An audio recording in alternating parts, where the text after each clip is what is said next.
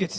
Okay. Well, welcome everybody to this session on high impact, low likelihood events and decision making under deep uncertainty. I'm Richard Wood from the Hadley Centre, the Met Office Hadley Centre in Exeter in the south of the UK. So this session is about things that we hope won't happen and we think probably won't happen. But nonetheless, these are plausible pathways of the climate system that could happen, and if they did, they would have some fairly major impacts. An example might be sort of crossing a tipping point or some kind of threshold in the climate system. So because of the potential damage that these things might cause, it's important that we understand what these risks are and find ways of managing those risks, and that's really what this session is about. So, how can we mitigate or build resilience to these low probability risks? We've got 5 very eminent speakers, and I'm not going to read out long biographies. They've all promised faithfully to speak for 7 minutes on their particular topics, and that will give us about 20 minutes for discussion. And if you're watching on the live stream on YouTube, please post some questions, and we'll try to monitor those and take some of those questions if the technology works, as well as questions from in the room. So the speakers are going to take us on a journey here. So we're going to start with, I guess, the state of the art with projections in the IPCC AR6.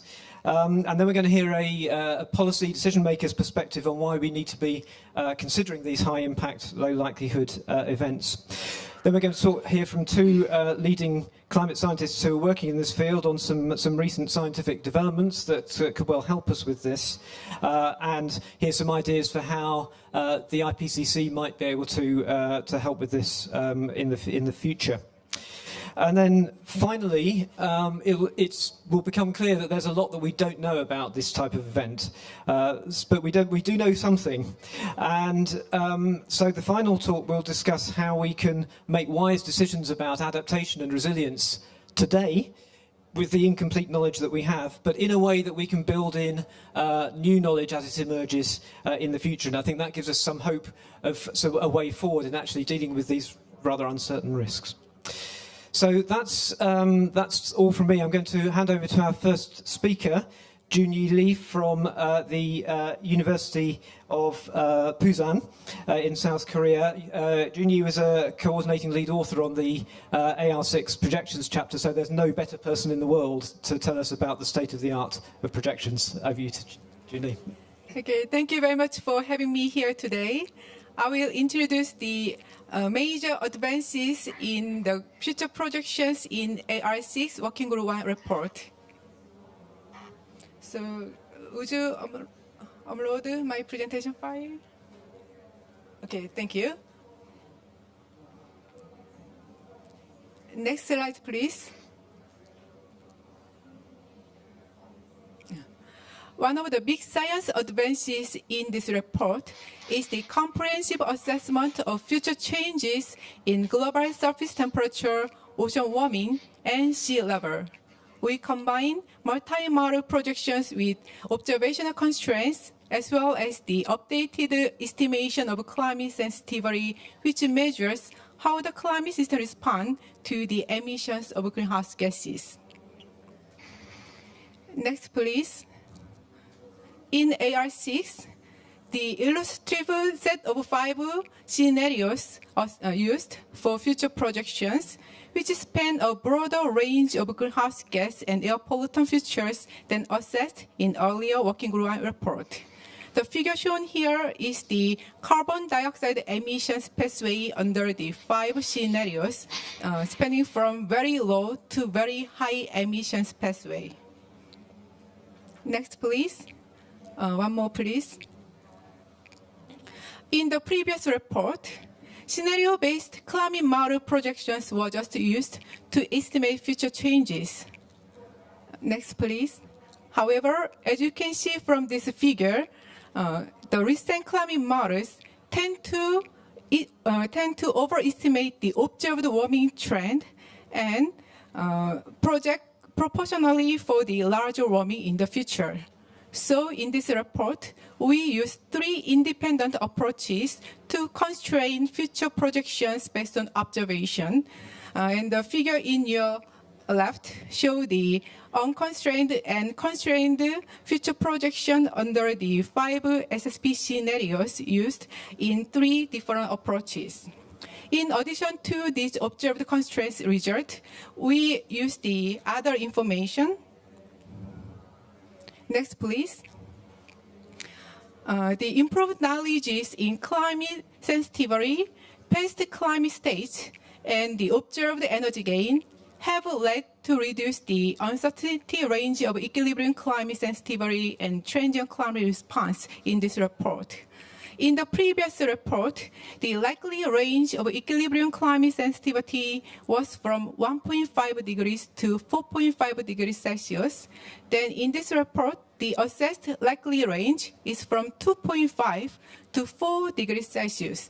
So you can see large reductions in uncertainty range.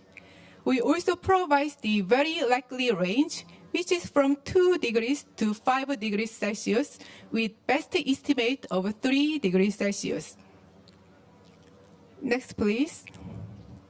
The updated estimation of equilibrium climate sensitivity and transient climate response were used to emulate global surface temperature change by a 2-layer energy balance model, which is also called as emulator.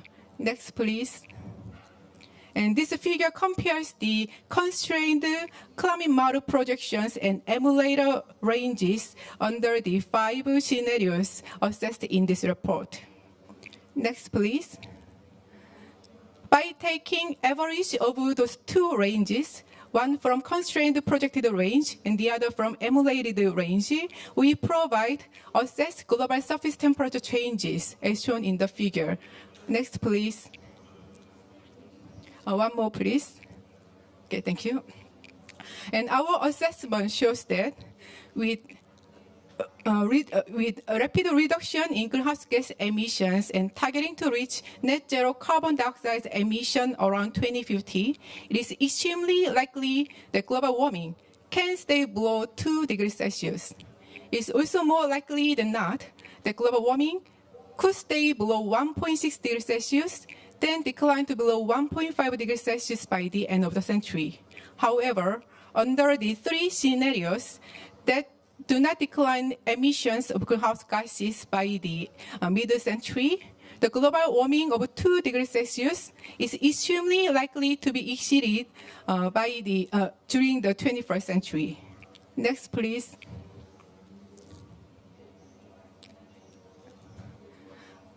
Next, please.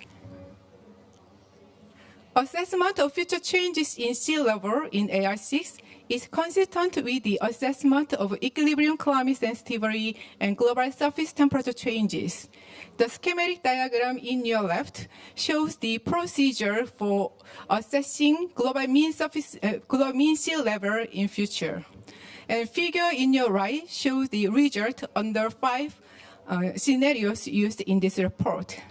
And also you can note one dashed line, which indicate low likelihood, high impact storyline, including ice sheet instability process under the very high emissions scenario. Next, please. Assessment of this kind of low likelihood outcome is one of advance in AR6. We highlight the low likelihood outcomes, such as ice sheet collapse, abrupt ocean circulation changes, some compound extreme event, and warming substantially larger than the assessed very likely range of future warming cannot be ruled out and are part of risk assessment. Next, please.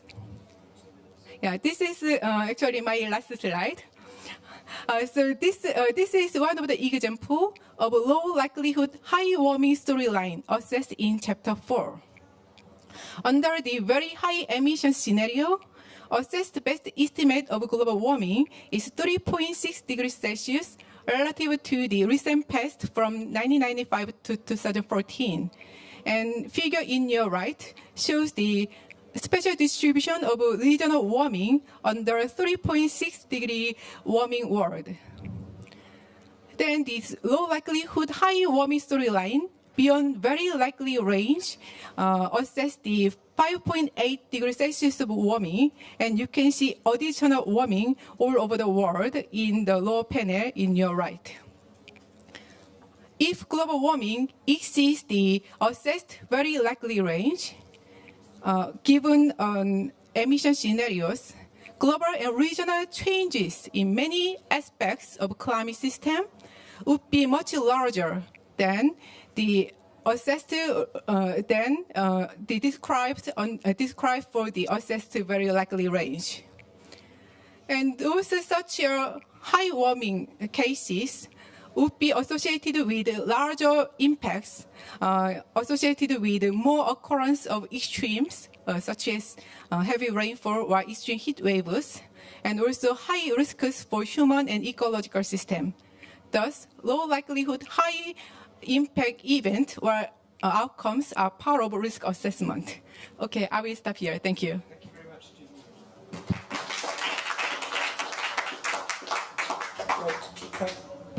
Thank you, and it's great that the IPCC is really kind of considering these scenarios very more explicitly now. I'd like to introduce our next speaker, which is who's Simon Sharp from the Cabinet Office, part of the UK government, and Simon has been absolutely centrally involved, I think, in the delivery of the whole of COP. So it's great that you've managed to make some time to come and talk to us today, Simon. So over to you. I'll give you a 2-minute warning. Thanks, Richard. Some parts of COP anyway, not all of it. Don't blame me for the queues outside. That was someone else. Thanks, Richard. I'm really glad we're talking about this, and great from Junyi to start the day with a bit of science. Look, I think this is incredibly important. If we want governments to respond on climate change in the way that everybody does, then they need to have good risk assessment. And it's not just to inform adaptation, it's also to inform emissions reduction. The consensus on the economics of emissions reduction is changing. We used to think it was a cost, now we increasingly think it's an opportunity. But that doesn't mean it's easy. It's still incredibly hard. There's vested interests to overcome. There's a huge amount of wealth that will change hands and jobs that will change over the course of a transition. So still extremely hard. And if you want governments to embark on that, to do what the IPCC said in its 1.5 degree report that they should, which is bring about rapid and deep structural change in the global economy, then you'd better tell them why they need to do that. And you better tell it to them in no uncertain terms. So we need good risk assessment. It's not sufficient for a proportionate response, but it is absolutely necessary. Now, in any field, where risk assessment is important, then it is usually the worst case that guides our response. And the obvious example in people's minds at the moment is the COVID pandemic. And you look at the UK, the thing that really drove decision-making was the risk that our National Health Service would reach its capacity, that hospitals would be so full of people that you couldn't fit any more people in, and you couldn't treat people, and there'd be death on a large scale. And it was that worst-case scenario that drove decision-making, and decision-making not just of the adaptive kind. It didn't just make us say, well, let's adapt the NHS and add more hospital beds, although, of course, we did do that. It also said we need to avoid that scenario, need to avoid the worst-case scenario, therefore we're going to shut down half the economy. And that's, I think, a good analogy. That is why we also need good risk assessment on climate change, not just to inform adaptation, but also to inform emissions reduction. So climate change is no different in principle, but there is an important difference, which is in climate change, all of these risks are increasing over time. They're not static. So when the risks are increasing over time, if you want to know what's the worst case, what do? It keeps on getting worse. And I think the answer is you need to look for limits to adaptation, or thresholds beyond which the risk increases in a disproportionate way or a non-linear way. And by analogy, you can look at risk assessment in other fields. Again, it often thinks about those kind of thresholds of irreversible change or non-linear change. If you look at building regulations in countries where they have earthquakes, then they're most worried about a building collapsing. And so that's the thing they try and limit the probability of. similarly, if you look at health and safety rules at work, they're most worried about people dying. And so there are limits to how likely that ought to be. It's meant to be less than 1 in 1,000 in the UK. And so for climate change, it's similar. And you can identify these limits to adaptation. It's a field of research that I think has been growing, particularly since the 5th assessment report. And you can look at things like the limit of human tolerance for heat stress. There's a point where heat and humidity conditions can become more than the human body can tolerate. And even if you were lying down in the shade, tipping cold water over yourself, you'd still die of heat stress. That never happens in the current climate, but it could do, and it could become increasingly likely. That, by the way, is something that wasn't included in the summary for policymakers of the last IPCC report, because not enough research papers had asked the question, if it gets hotter, will it get too hot for people? Same thing's true of crops. Crops have upper limits of tolerance for high temperatures, and if you cross those limits, they fall over and die. Another example is coastal cities.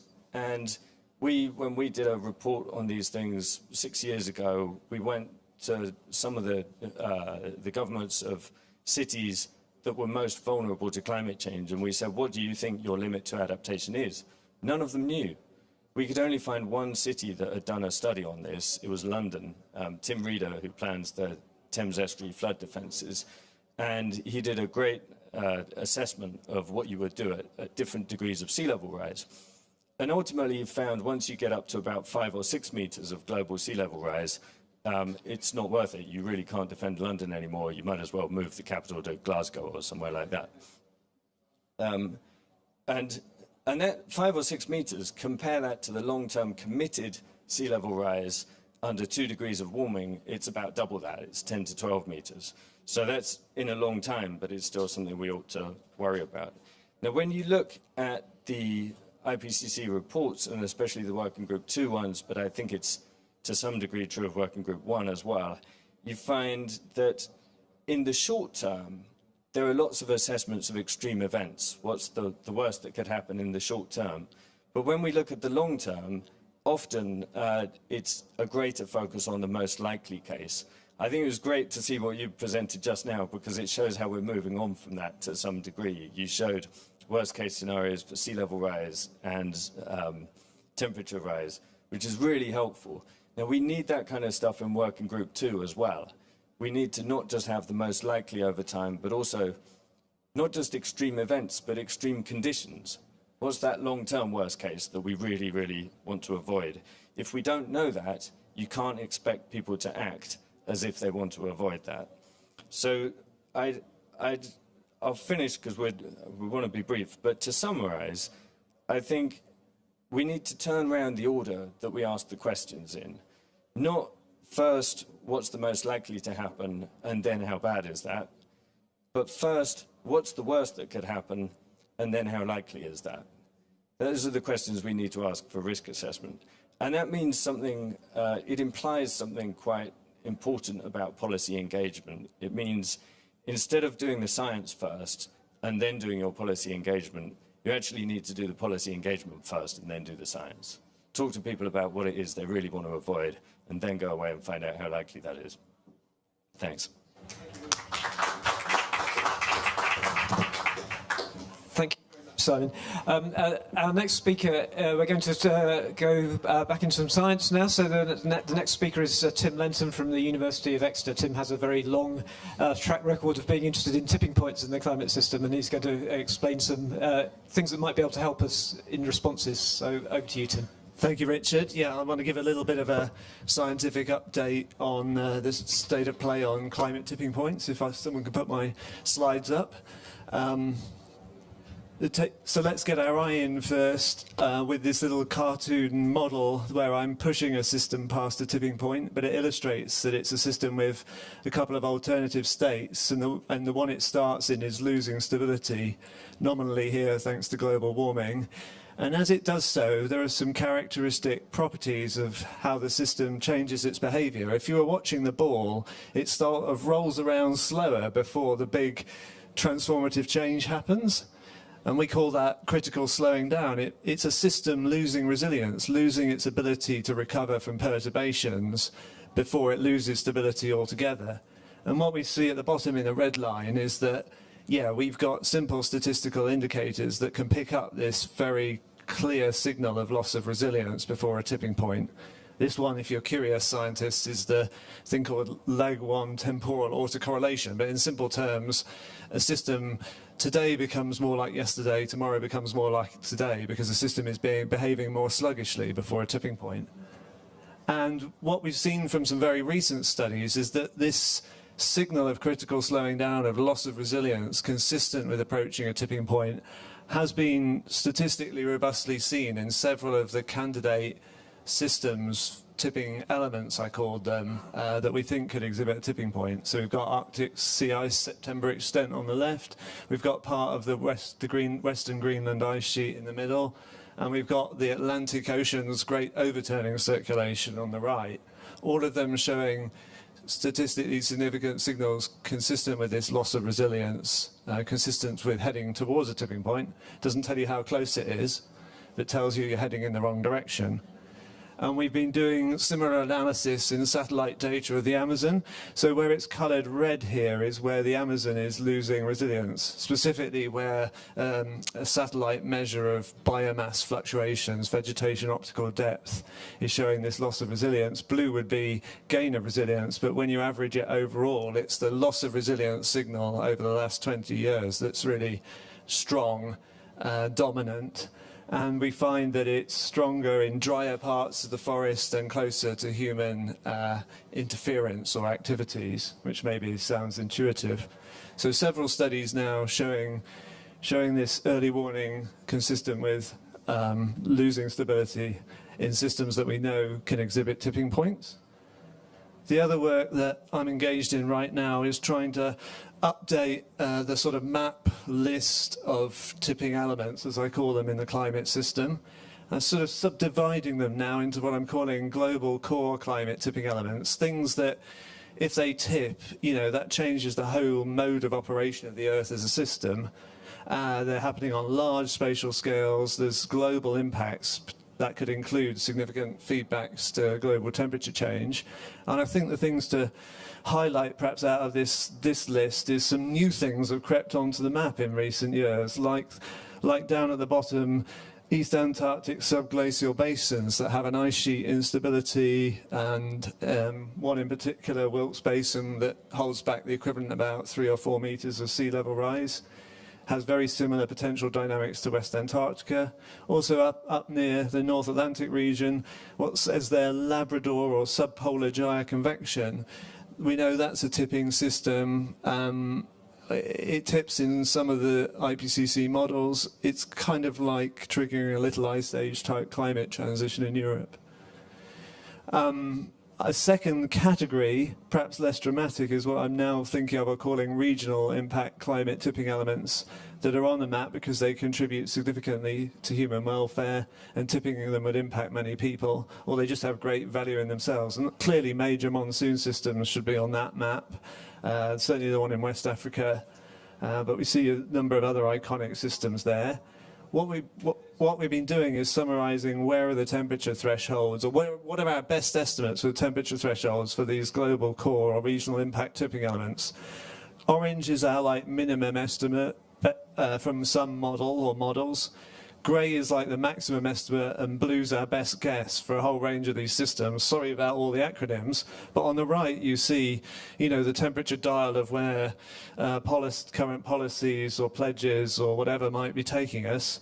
And I think if you just eyeball that, you'll see that, well, we probably already we are in the non-negligible probability zone for some major ice sheet tipping points at the current level of warming of 1.1 degrees C. And if we were following, you know, whatever the update is for current policies, if we were heading for 2.7 degrees C, these are becoming, not in my view, hill events, they're becoming high impact, high likelihood events.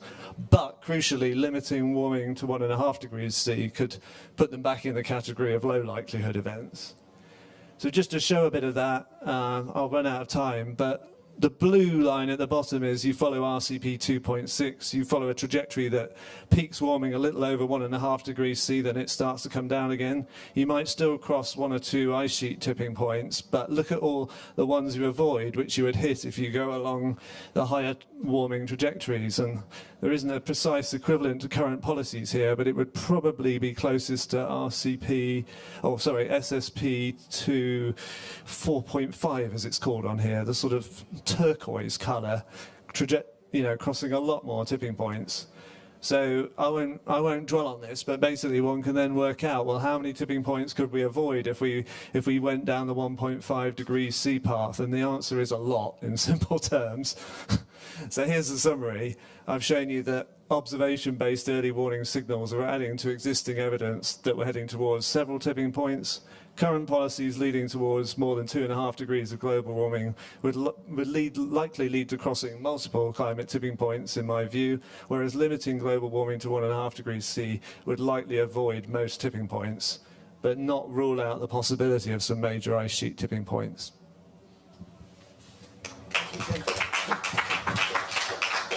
Thank you, Tim. There's some food for thought there. So we have 2 more speakers who hopefully are going to join us online.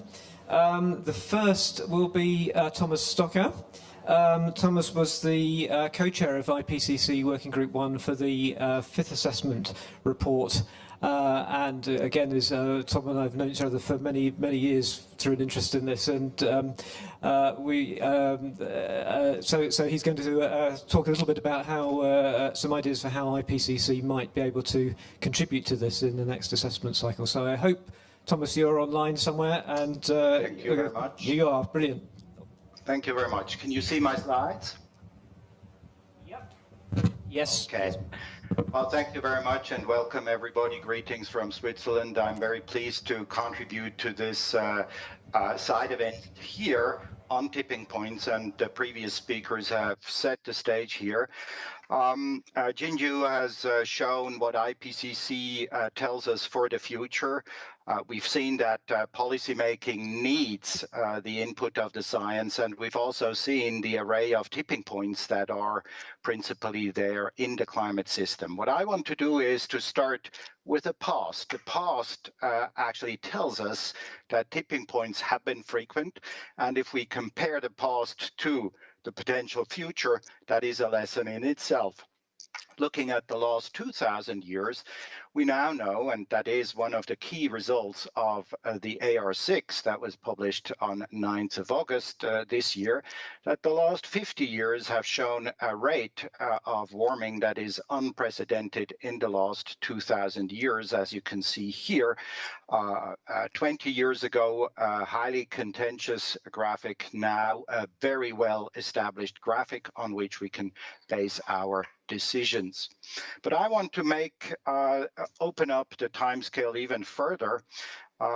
We now understand where we are coming from. If you look at the evolution of the last 60 million years on top the CO2 evolution and on the bottom estimates of the global mean temperature, you see that we are coming from a very warm world in the Eocene, go through the large cycles of ice ages of the last million years, and then have the warming that we are all familiar with the projections here put into context of the paleoclimate evolution.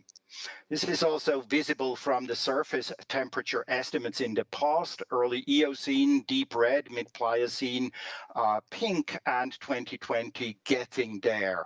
If you look at the emission scenarios and the responses of the climate system, you're seeing here the SSP 8.5 and 2.6 at 2100, but at 2300 the situation looks rather dramatic for an unchecked climate change.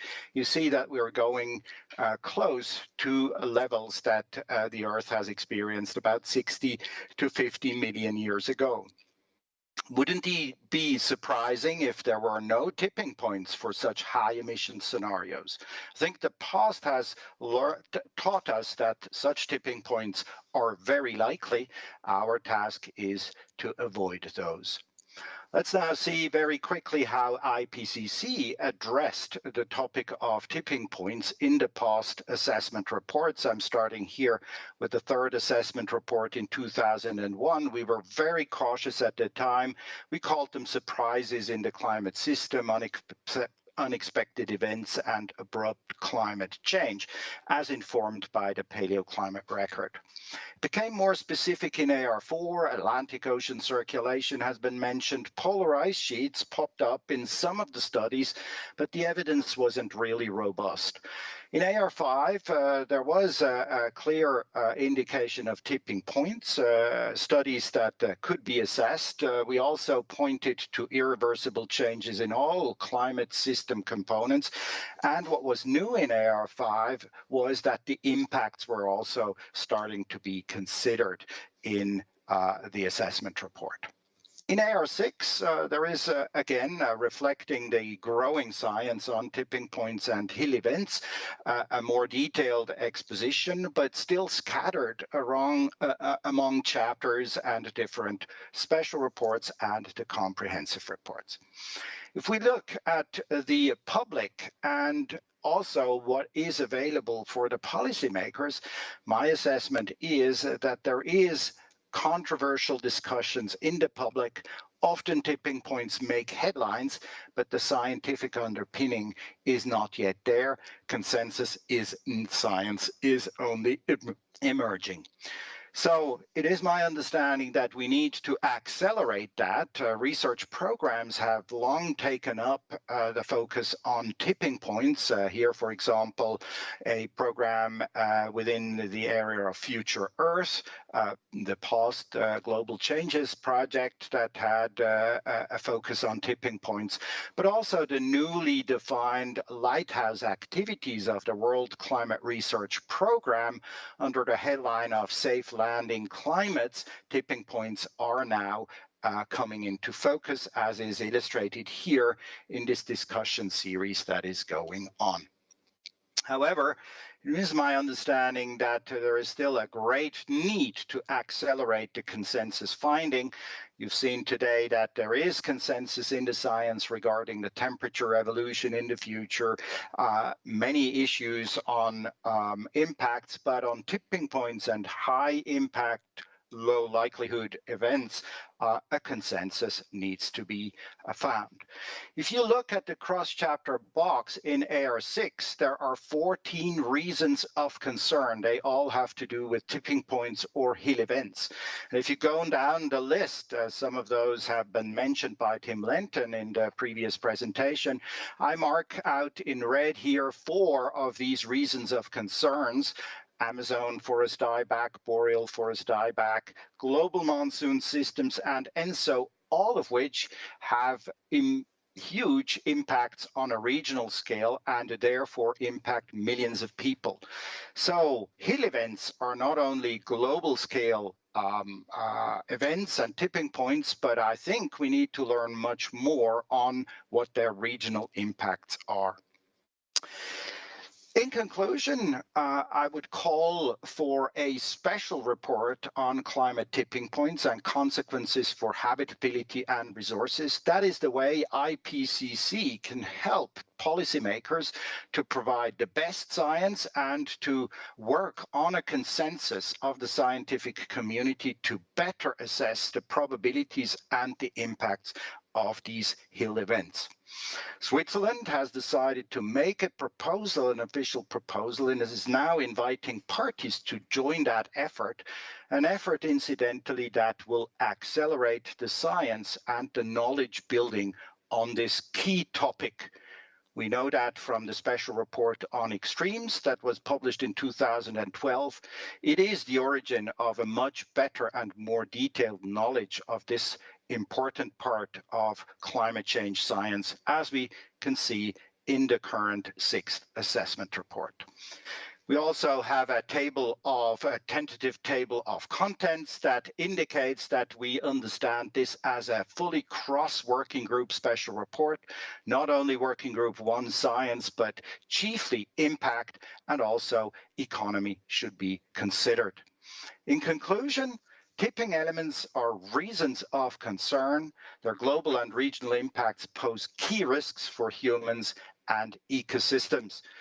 A comprehensive scientific assessment all in one place, a one-stop shop, is missing, and in particular their regional impacts is not entering IPCC scenarios yet. And therefore, we call for a cross-working group IPCC special report on climate tipping points and consequences for habitability and resources in the next cycle, once the hard work of the scientist colleagues is finished with the 2 following comprehensive reports next year. Thank you very much for your attention.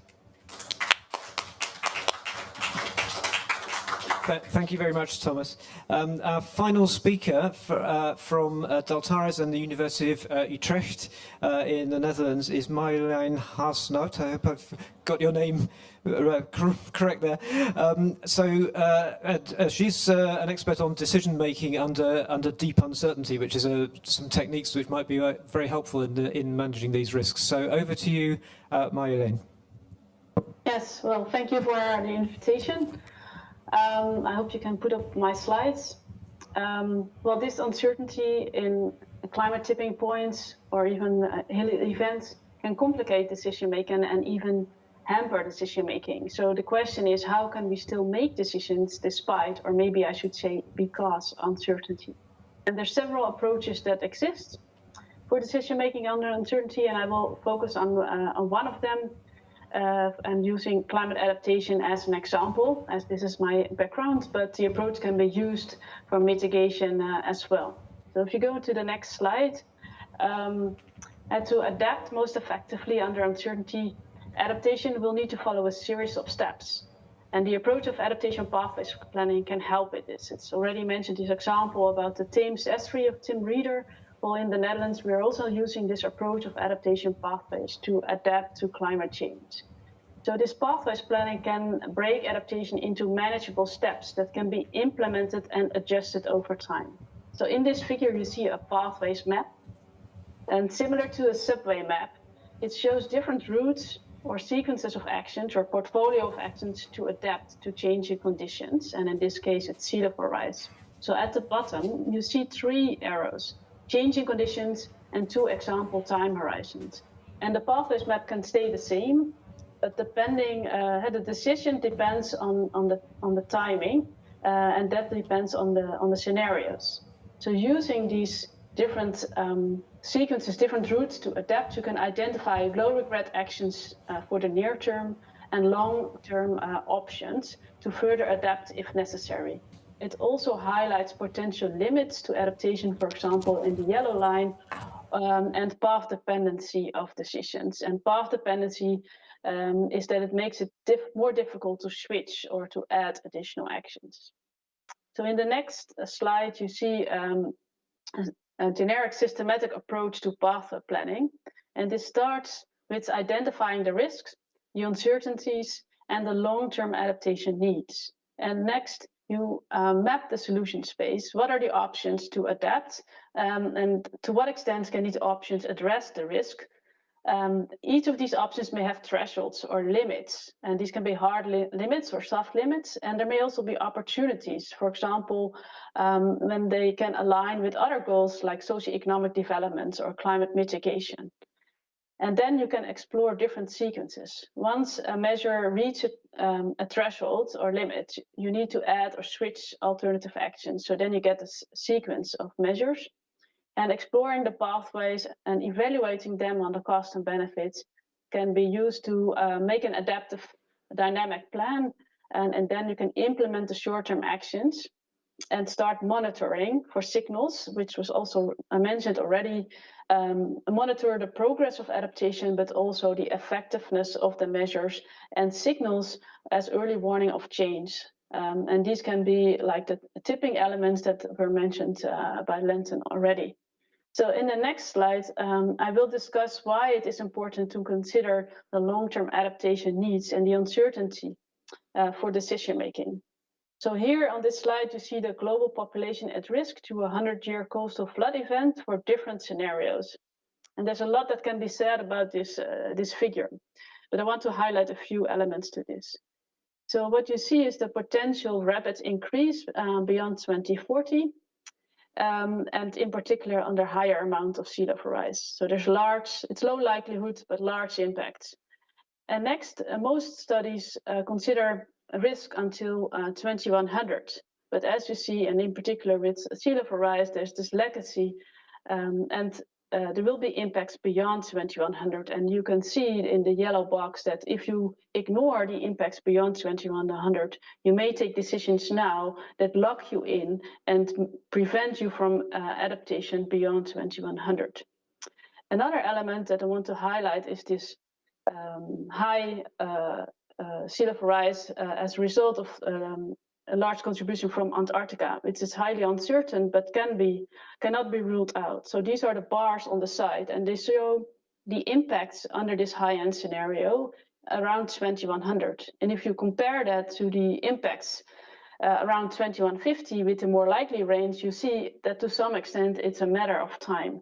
And then have under high scenarios with a large contribution from Antarctica, the impacts will occur much earlier, possibly up to 50 years earlier. So on the next slide, I show another reason why it's important to consider these high impact, low likelihood scenarios. Here you see the sea level rise scenarios from the IPCC Working Group 1, which was recently published.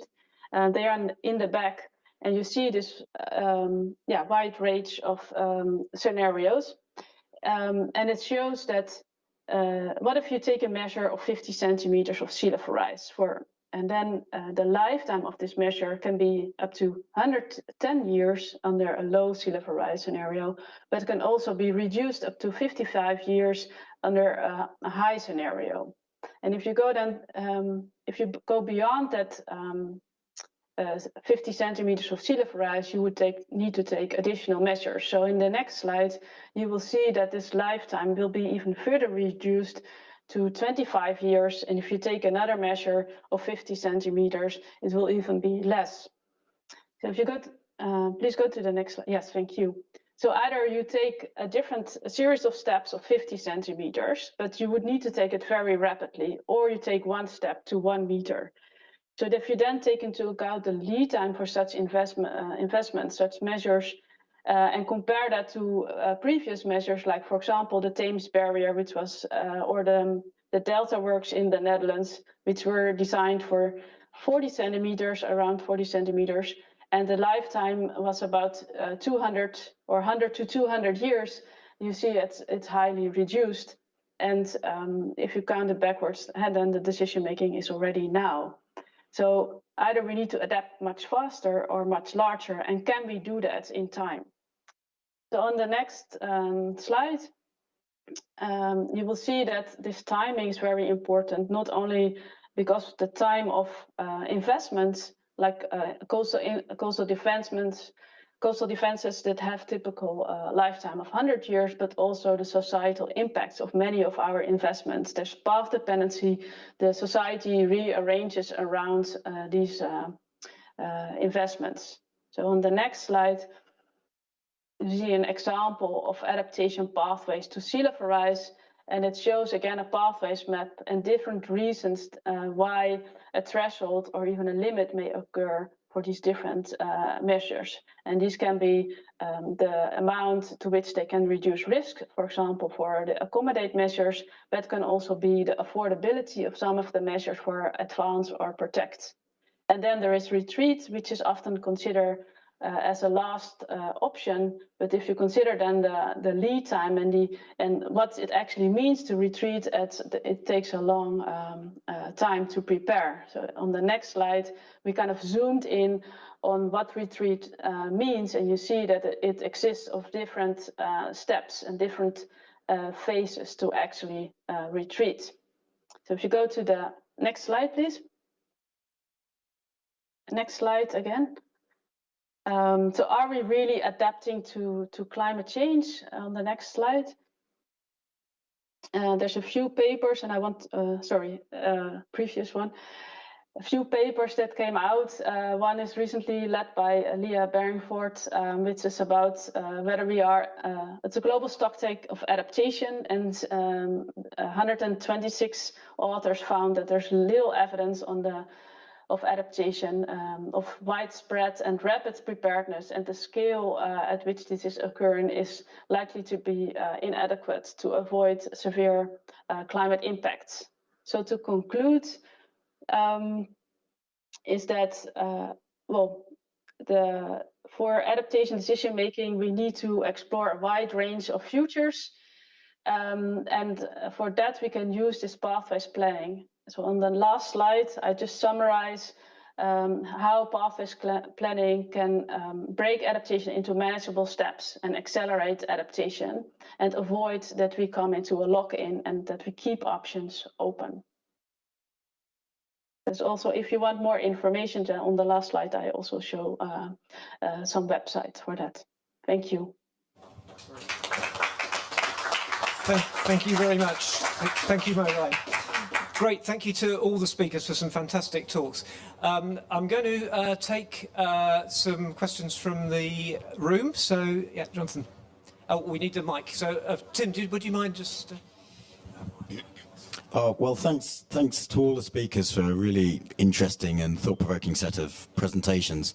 I should say that I teach a third-year undergraduate course called Decision Making Under Deep Uncertainty. We have quite lengthy discussions. Now, I don't want to get hung up on semantics, but we have discussions about what we mean by deep uncertainty, and also, in particular, what we mean by worst-case scenario. And just to put that in context, so I mean, a worst-case scenario, it's very difficult to assign a probability with it, any likelihood. So a worst-case scenario could be a supervolcanic eruption. They happen every few million years. They're responsible for mass extinctions, but we don't do anything about those because, you know, I don't know, that's 10 to the minus 10. So how do policymakers in particular deal with something that has no sort of definable likelihood? So you have no idea, you know, whether it's 10 to the minus 10, I don't know, 1 in 1,000 or whatever. How do you decide whether you need to care about that or not? Yeah, okay, I'll start with that. I'll direct that one to Simon initially. And then Marjolein, I don't know if you want to talk about that? Yeah, okay, so Simon. Yeah, so it's a good question. I think there are two things that matter. One is likelihood and the other one is agency. You know, you can also talk about the likelihood of a massive meteor hitting the Earth and wiping us all out. It's very low likelihood. We also have very low agency to do anything about it. So it's reasonable that we don't have a COP every year with every country in the world coming together to talk about that. I think, you know, as far as climate change is concerned, of course, there's not one worst case scenario. There are many.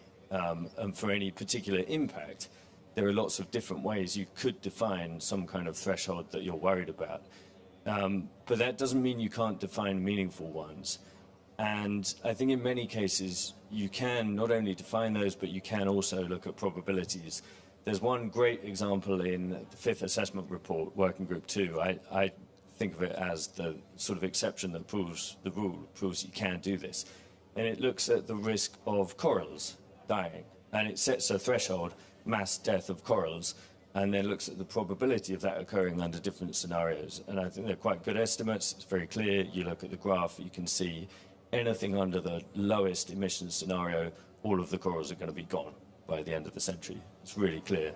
And the examples I talked about of heat stress and crop failure as well, you can actually do some fairly good estimates. And in a way, it simplifies the problem. If you're trying to project the most likely impact for crops, there's a massively wide range of uncertainty, and you have yield estimates that go from minus 50% to plus 50% for a given country, given crop variety, given degree of global temperature rise. It doesn't really tell you much useful. Whereas if you say there's this scenario where that crop could fail, how likely is that? Simplifies the problem quite a bit, and you can have a reasonable estimate. Thanks. Marjolein, do you want to comment on that question? Yeah, I think that's actually well explained. I think I would like to add that one question could be, what are crucial assumptions of your policy, of your system? So under what condition do you have too much risk, or does the system fail? And if you then, you don't need precise probability always. Yeah, you can also discuss about likelihood and then link it to the degree of warming, as Simon already mentioned.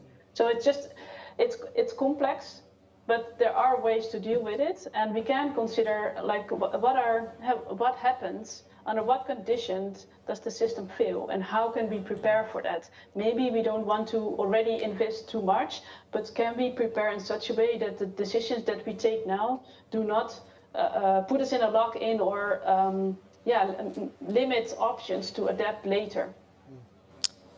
Thanks.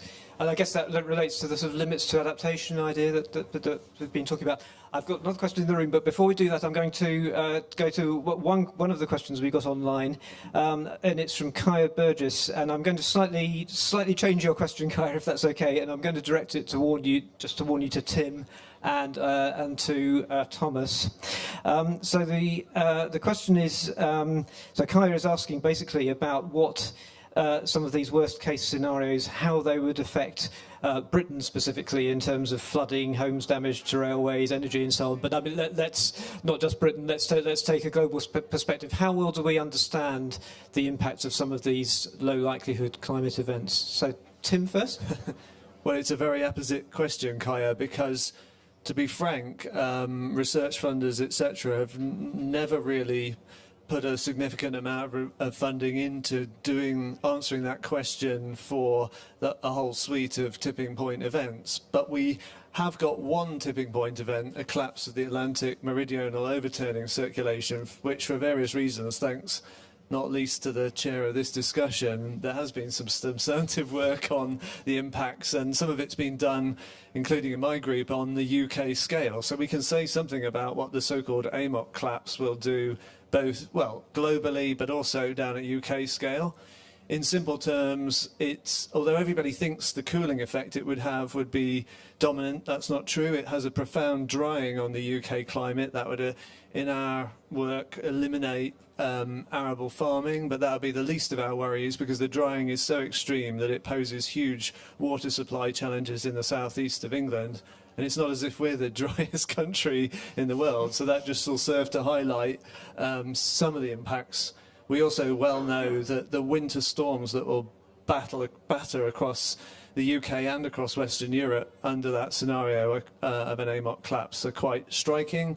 The regional sea level in the North Atlantic region goes up to a metre in some locations, dynamic change.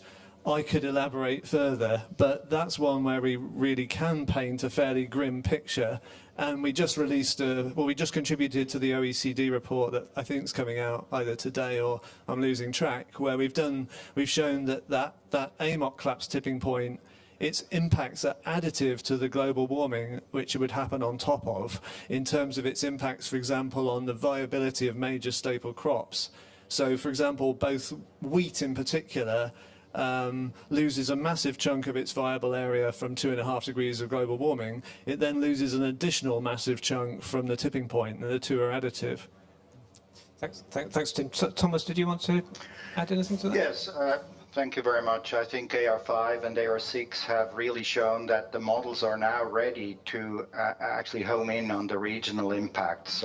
One of the shortcomings, however, of these assessments is that we are locked into the CMIP protocol, which is guided by the scenarios. I think in addition, climate models need to be run where some extreme scenarios or assumptions regarding some tipping points and the realization of some tipping points are considered that allow us to then calculate the impacts regionally. And in particular, I would echo what Tim said, on a global scale, the impacts on precipitation and ultimately the availability of water to humans.